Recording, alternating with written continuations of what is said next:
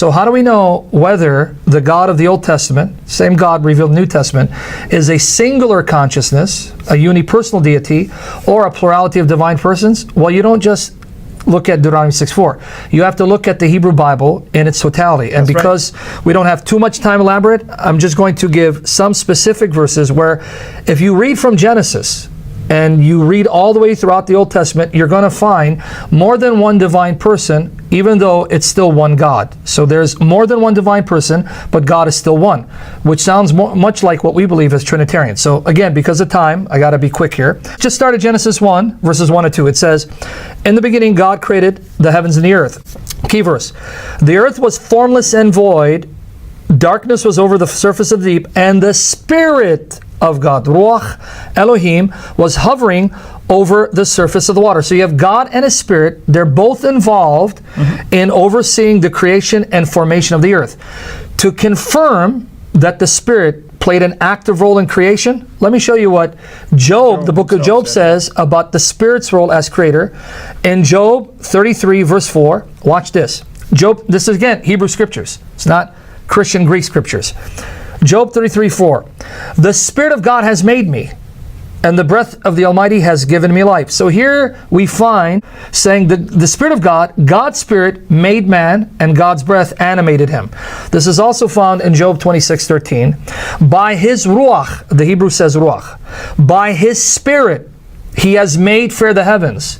Ruach, the same Ruach in Genesis 1:2, God uses Ruach, His Spirit, to make the heavens, and God uses Ruach, His Spirit, to make man. Sure sounds like here you have God and His Spirit, and both together created all things. Now, because of time is fleeting, I'm going to mention just one other divine person found in Genesis. Genesis 16:7-14. Hagar is running away from her mistress Sarai, and she happens to be pregnant with Ishmael. On her way, Genesis 16:7-14, the angel of the Lord meets her. Now, real quickly, I have to explain what the term angel means and doesn't mean. The Hebrew word for angel, malach, or the Greek word angelos, simply means messenger. That's right. We're conditioned to think that the term angel means a spirit creature with wings. That's not the biblical definition. It simply means messenger.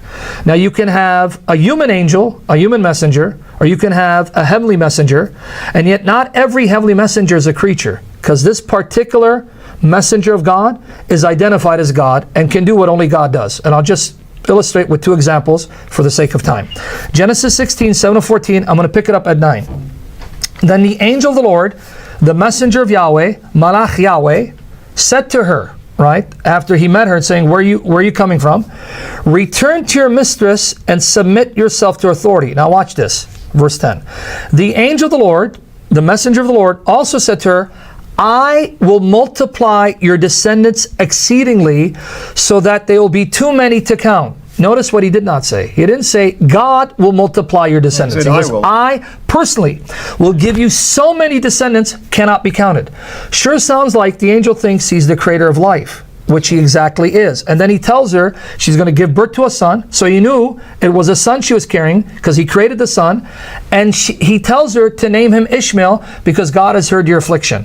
So it's the angel who showed up, and the angel said, I will give you offspring too numerous to count, speaking as though he's the creator and giver of life. But here's what's interesting. Genesis 16, verse 13. This is powerful. "Then she called the name of the Lord that spoke to her, You are the God who sees." Wait, hold on. Verse 7 says it was the angel who spoke to her. That's right. But now notice the narrator, Moses says in verse 13, "Then she called the name of the Lord that spoke to her." So the angel of the Lord is the Lord speaking to her.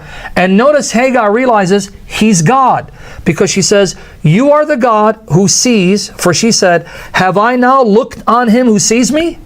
Because according to the biblical mindset, to see God brings death. So she's saying, have I looked on God and still I'm alive? That means in His grace and mercy, He allowed me to see Him and live. The same God is the angel who spoke to her. And this is confirmed by the final example, Genesis 31, 10-13. Final example. Again, I can multiply, give you multiple examples, but again, we don't want to make this too lengthy, just enough to whet people's appetite to go and find this evidence for themselves. Genesis 31, 10-13. Again, the angel of the Lord. "When the livestock conceived," this is Jacob speaking, I lifted up my eyes and saw in a dream that the male goats mating with the flock were striped, speckled, and spotted. The angel of God spoke to me in a dream. So now Jacob clearly knows it's the angel speaking to him in a dream. He doesn't say God, the messenger of God. And the angel said, Jacob. And I said, here I am. He said, now lift up your eyes and see all the male goats which mate with the flock are striped, speckled, and spotted. Now watch what he says. For I have seen all that Laban, your father-in-law, has done to you. I am, remember it's the angel speaking, I am the God of Bethel. Bethel in Hebrew means the house of God. So the angel says, he doesn't say Yahweh's the God of the house of God. I am the God of the house of God. The place where you anointed the pillar, where you vowed a vow to me, now arise and get out of this land and return to the land of your family. Who does this angel think he is to say, I am the God of the house of God, Bethel, I'm the God of that house, the house that you erected for Yahweh who appeared to you in a dream. Who does he think he is to claim to be the God of the very house that was erected for Yahweh? If the angel isn't God, this is blasphemy and idolatry. But the very fact he can speak this way shows that he's not a blasphemer, and he's not promoting idolatry, because though the angel is distinct from God, he's one with God because he's just as much God as the God he represents. And so now note, you have Yahweh, the messenger of God, and the Spirit of God. Sure sounds like the Trinity to me in the Old Testament. Now, Sam, given that the Old Testament makes these claims about God, and yet today we find Orthodox Jews who would oppose Messianic Jews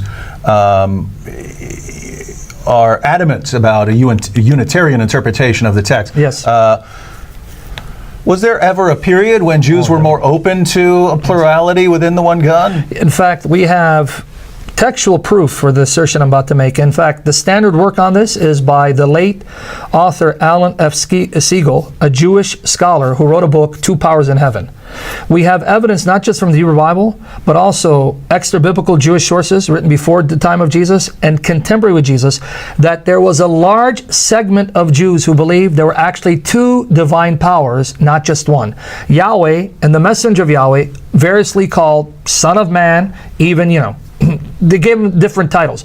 But the evidence from Jewish sources, not Christian sources, written before the time of Christ and during the time of Christ, such as the evidence from the Dead Sea Scrolls, demonstrate a large segment of the Jews thought that God was multi-personal because they believed in two divine powers. And that's actually what it's referred to in Jewish sources, two divine powers, the second power that was subordinate to the first power.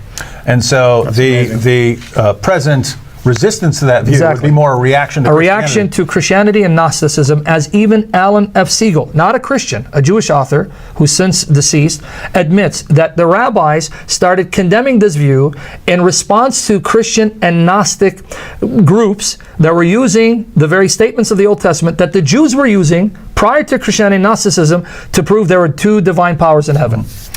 Right, and I just want to sum up with a verse, because when you read the Shema in light of God and the angel of God and the Spirit of God, and then you read God named three times and then just saying one, that certainly is starting to sound like the Trinity, even without the revelation of the New Testament. But I'm just going to, Isaiah 48:16 is always an interesting verse that sums up, right? Because Yahweh is the one speaking. Yahweh is the speaker. And watch what Yahweh says. So everyone go read the Shema, read the passages all of the passages again closely that Sam brought up, and then also read Isaiah 48:16, where Yahweh is the speaker. You can go back in the text and see that Yahweh is speaking. Yahweh says, "Draw near to me, hear this. From the beginning I have not spoken in secret, and from the time it came to be, I have been there. And now the Lord God has sent me and His Spirit." Right. Yahweh says that He's been sent by Yahweh God along with the Spirit of Yahweh, right? Yahweh. That's right. Being sent by Yahweh with the Spirit of Yahweh. Not two, not four, not six, three. I tell people, to read it, and they affirm that it's God who's speaking, and all of a sudden they get surprised when they read 16. It's like, oh, wow, it dawns on them. Now, there are lots of these in the prophets. Yep, absolutely, absolutely. We receive the power of your Spirit upon us, amen.